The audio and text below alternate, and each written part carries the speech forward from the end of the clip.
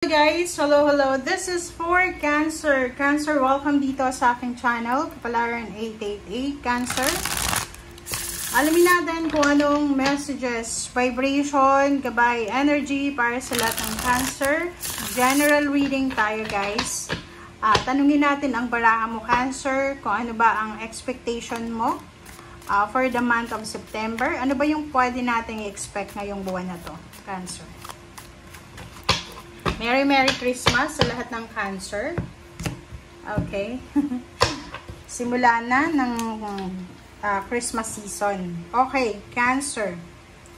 Alright, so first card mo dito, Cancer, is reverse na 8 of Wands. 8 of Wands reverse. Ano ba yung ini-expect mo na posibleng hindi dumating?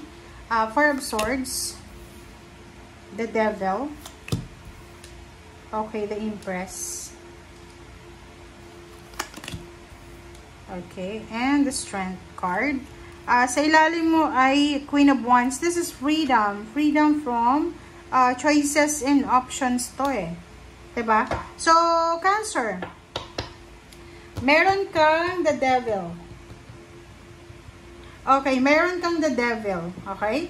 So, sinasabi ng baraha sa'yo dito na 8 of Wands reverse is ngayong buwan ng September, wag tayong masyadong magmamadali or wag tayong maging aggressive sa kung ano yung gagawin natin. Okay? Wag masyadong aggressive, wag masyadong impulsive tayo. So, kung makikita mo dito, ang sabi ng baraha sa'yo na anuman ang hinihintay mo, anuman ang balita or sitwasyon na parang anong tawag dyan, gusto mong mangyari or yun, hinihintay mo. Okay, sorry.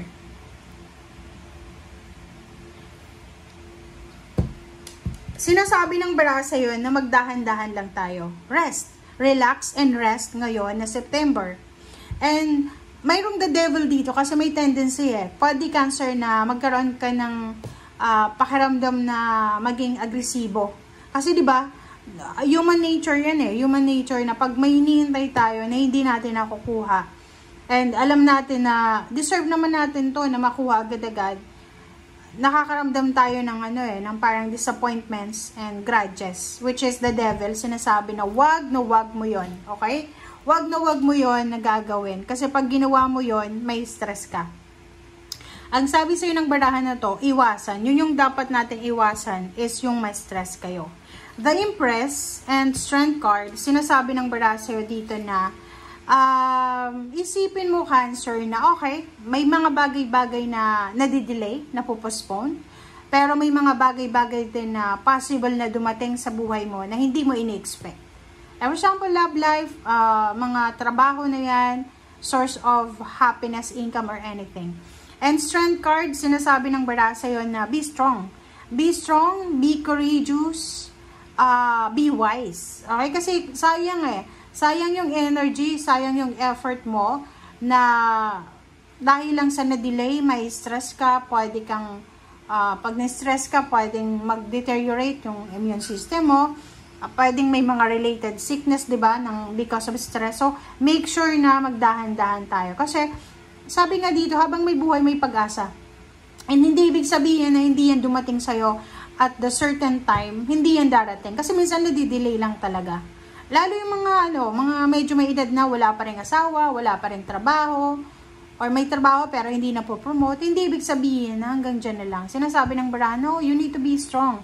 You need to be courageous. You need to wait. Okay? Kasi ang waiting time natin, or yung during the waiting time, doon natin malalaman kung talagang magaling tayo.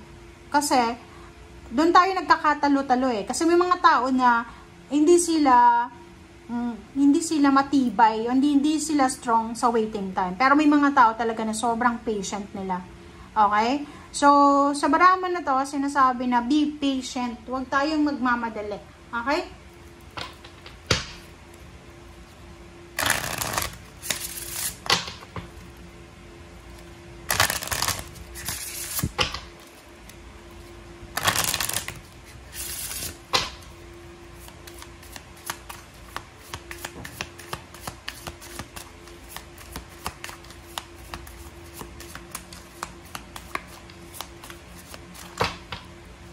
Okay.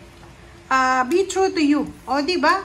Sabi sa'yo ng baraha dito, okay, maging totoo tayo sa sarili natin. But make sure na minsan, diba? Minsan kailangan natin na maging parang ano, hindi sa lulukohin mo yung sarili mo na alam mo na delay na siya, tapos sasabihin mo na, okay, darating siya. Kasi ikaw din yun man yung mahihirapan. Basta sinasabi na maging totoo tayo sa sarili natin. Okay? Next card natin is leave the past behind. So, kung may mga past issues, past events, or past emotions kayo na medyo kailangan ng let go, the universe is telling you now na leave the past behind. Huwag na tayong, okay, yung mga grudges and resentments, pwedeng applicable yan doon sa mga medyo bata pa eh. Below 30 years old, parang ganun. Pero, once na tumapak na tayo ng 30, kailangan na natin ng understanding eh. 'Di ba?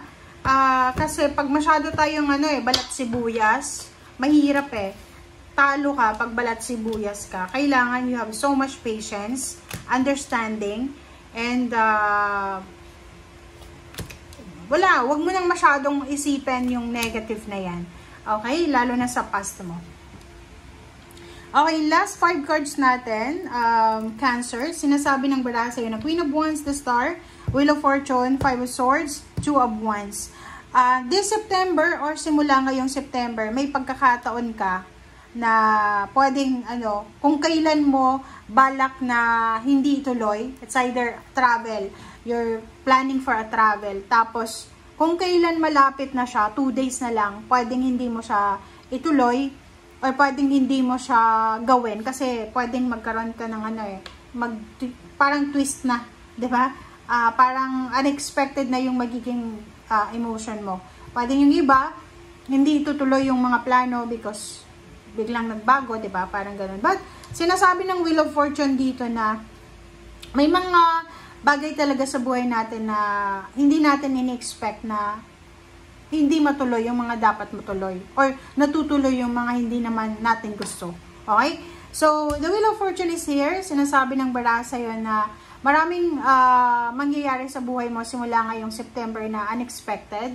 Magbabago yung takbo ng buhay mo. So, kung halimbawa na July, August, or last year, or the first half of 2025, masyadong imbalance yung situation mo.